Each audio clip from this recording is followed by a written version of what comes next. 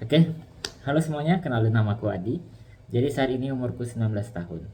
Nah, di video kali ini aku akan menjelaskan sedikit pemahamanku tentang investasi. Disclaimer, ini bukan ajakan, bukan apapun, ini murni hanya share tentang apa yang aku pikirkan. Jadi kita mulai dari apa itu investasi.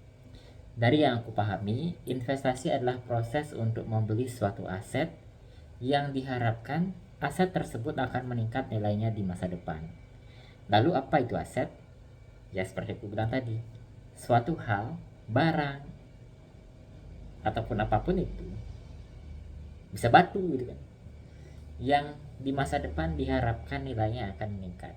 Segala sesuatu yang nilainya bisa meningkat di masa depan bisa dikatakan aset. Seperti itu.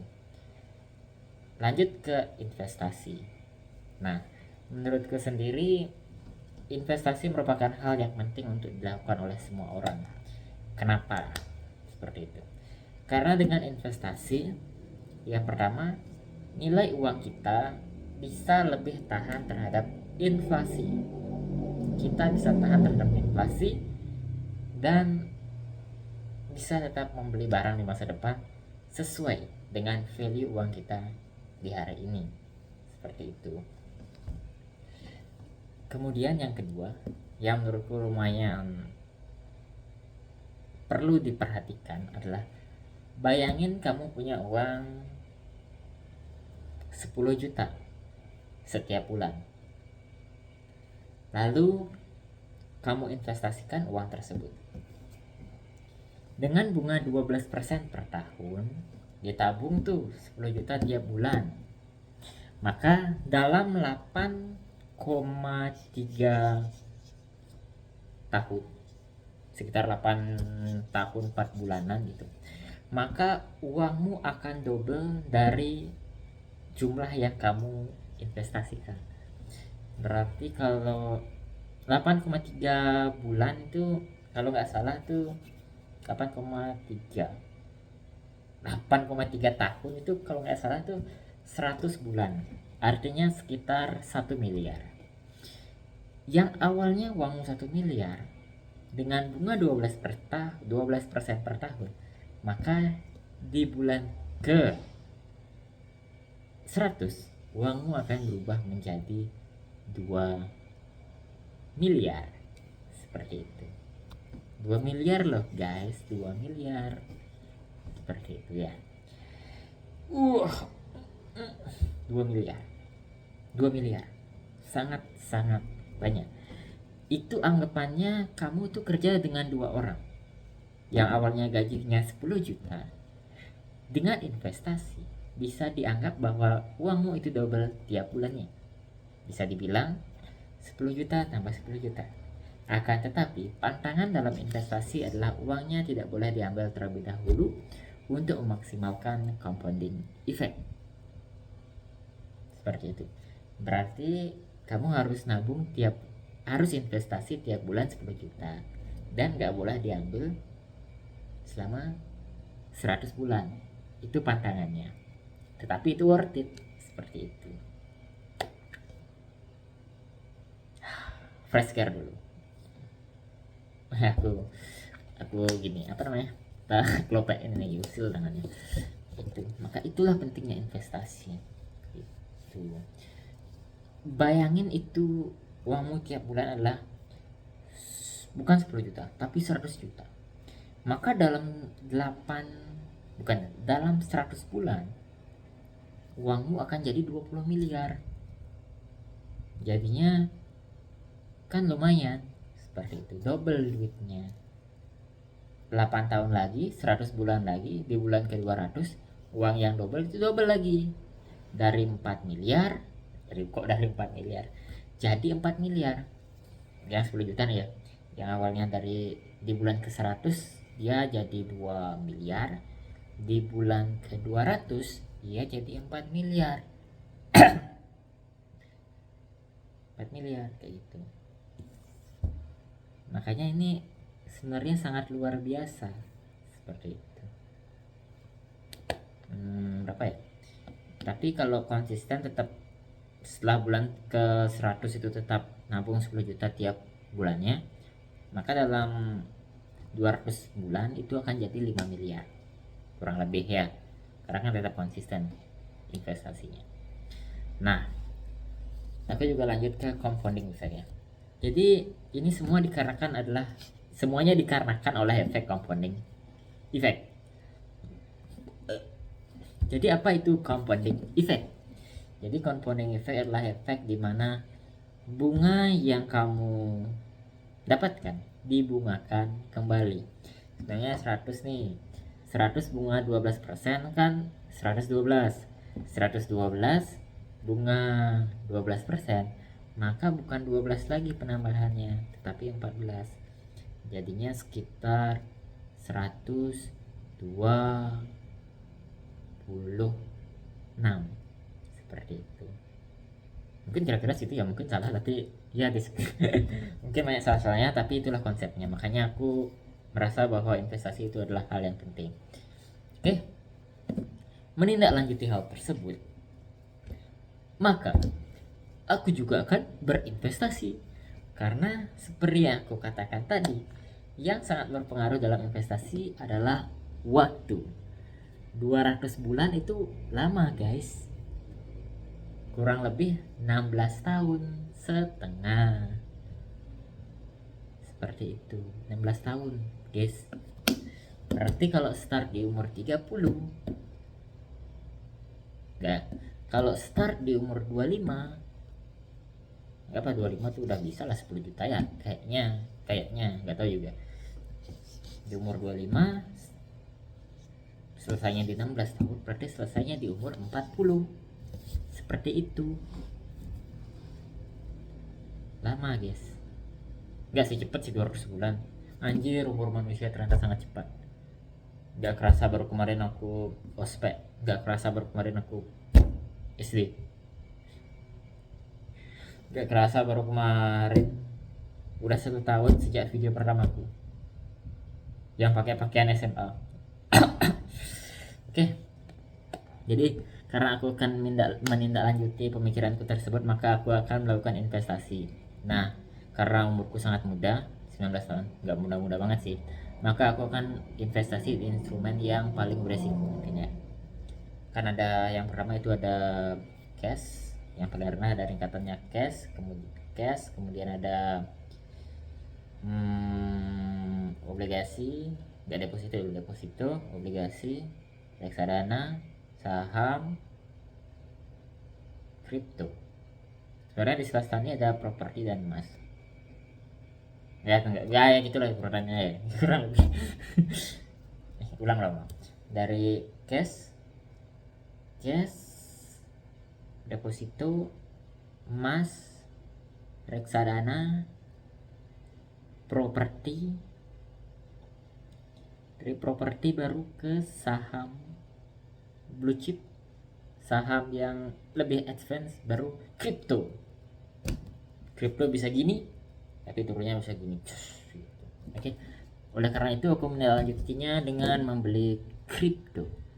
Oke, sekarang kita akan lanjut ke proses pembeliannya, dan aku akan menggunakan exchange yang bisa limit buy. Mungkin yang lain ini ya BCA ya, tapi aku kan limit buy. Nggak tahu bakalan kejemput apa enggak harganya. Tapi biasanya kalau di kripto tuh biasanya ada liquidity yang di swap gitu loh, kayak kalau harganya di bawah ini diambil lagi. Nggak tahu juga ya, aku juga masih kalau aku salah ya nak salah nanti. Ini bukan ajakan, cuma dokumentasi kok. Kalau besok nggak ambil ya nyesel sendiri ya, gitu kan. Oke.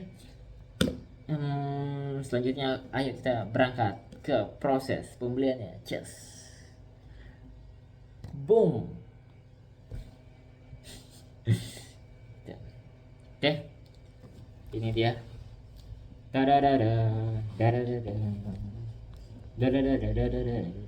Oke, kita mulai dari proses pembeliannya. Aku menggunakan exchange trade sebagai yang aku gunakan. Alasannya karena kayaknya lumayan kredibel, tapi ingat, not your keys, not your queen. Tetapi ku percaya dengan Pak Gabriel Ray, harusnya aman sih.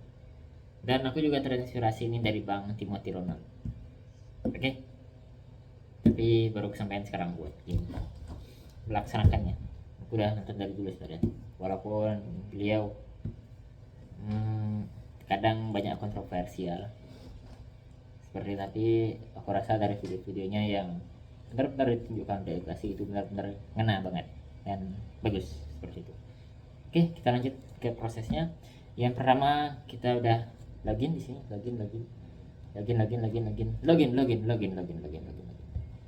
Selanjutnya kita deposit menggunakan virtual account bank BRI, punyanya BRI. Oke, deposit, boom, udah masuk. Oke, selanjutnya setelah terdeposit uangnya, kita akan limit buy di harga sekitarnya mungkin di 900 juta ya. Masuk gak sih? 900 juta apa 1 miliar ya? Oke, kita limit buy di harga 900 juta aja. Kayaknya dapat apa enggak ya, nggak tahu deh. Soalnya kan kripto naiknya gini, turunnya kayak gini juga bisa. Limit buy di 900 juta. Aku deposit sekitar 1,5 juta per bulan intinya. Kenapa aku bisa segitu? Karena bapakku kerja dan dia memberikan aku bekal yang lumayan. Dan kalau aku tidak bisa mengelola uang tersebut, uang bekal yang dikasih ya kan percuma juga ya kan. By the way, for your information, bapakku tuh kerja sebagai tukang harian lepas. Beliau tamatan SD, tetapi dia sangat ingin anaknya bersekolah. Oleh karena itu, dia memberikan bekal yang lumayan, mungkin setengah gajinya. Dia cuma tukang biasa, cuma tukang harian lepas, setengah gajinya mungkin ya enggak, mungkin 30%, enggak sih, 40%, 50% gajinya ya kayak gitu lah. Dan dia tuh sangat frugal living ya. Mungkin kalau sempat aku kan kasih klip dia kerja, ceng hidup di bedeng. Kalau bedeng kan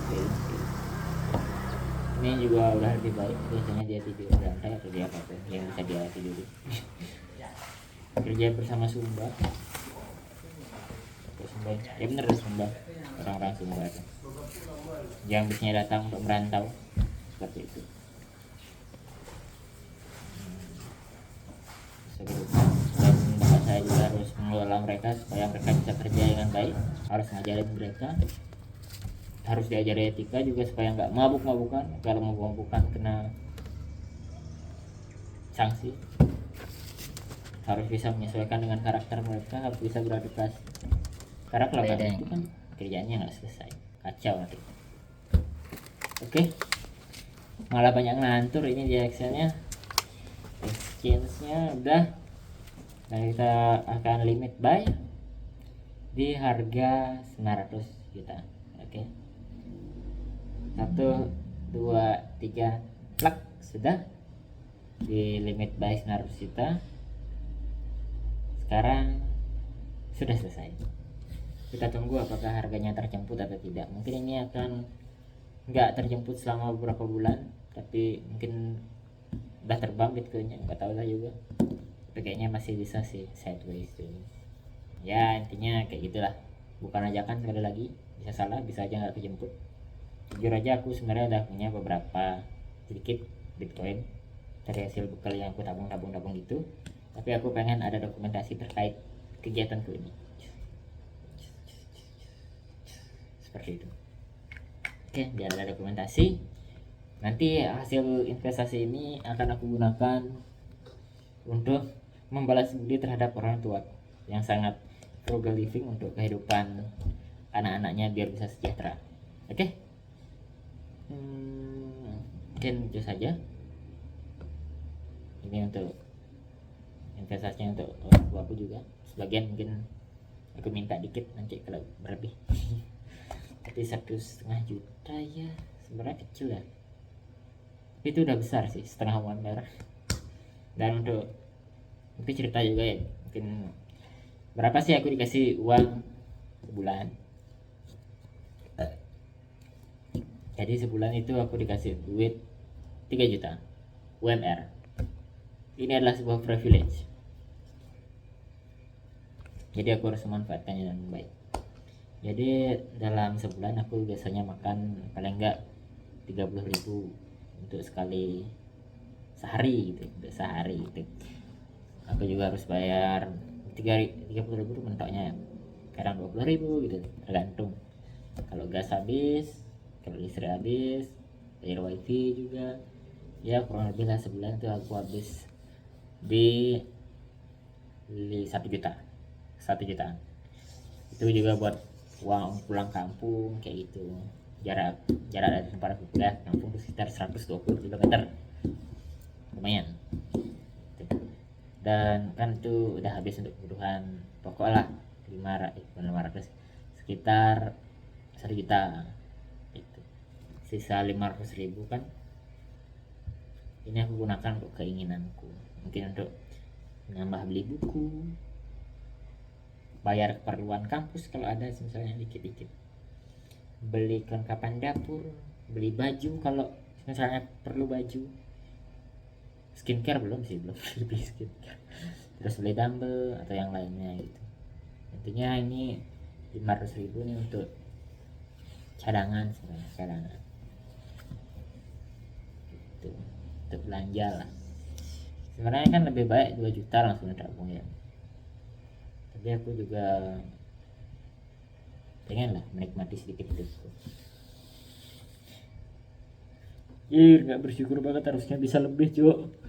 Kalau sama Bang Timothy 2 juta gitu, kalau Bang Timothy nanti 2 juta gitu ya, 80 sih ya, 80% dia bilang untuk investasi ya. Tapi aku kan ya paling tidak kan udah anjir belum pengorbanan cuy ya, 1,5 juta cukup ya udah tadi ya.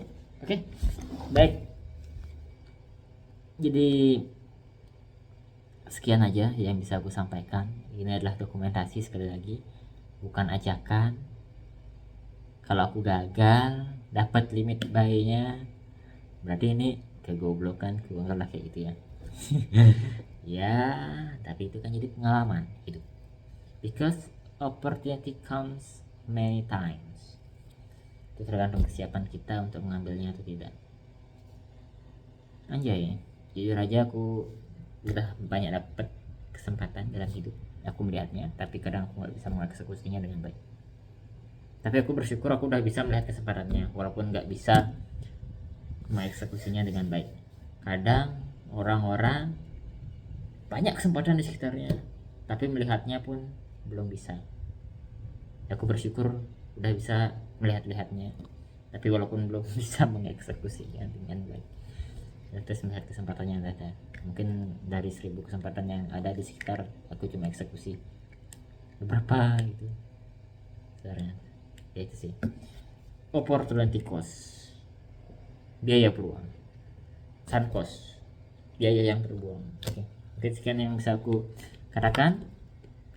Stay healthy, stay disciplined, general life. You are the leader of yourself. Always consistent. Bye bye. Dadah. See you again after 10 years. This mungkin lanjut ngelantur. Jadi series ini akan berlangsung selama mungkin 10 tahun, 20 tahun, 30 tahun, nggak tahu deh ya. Mungkin di tengah jalan pada saat aku udah punya income lebih, aku akan up perlahan untuk yang bisa aku sisihkan tiap bulan. Mungkin sekarang 1,5 juta, lagi 1 tahun siapa tahu bisa 5 juta gitu kan tiap bulannya. Itu menyesuaikan dengan kemampuanku itu ya. Oke, mungkin sekian yang bisa aku sampaikan. Terima kasih. Dadah.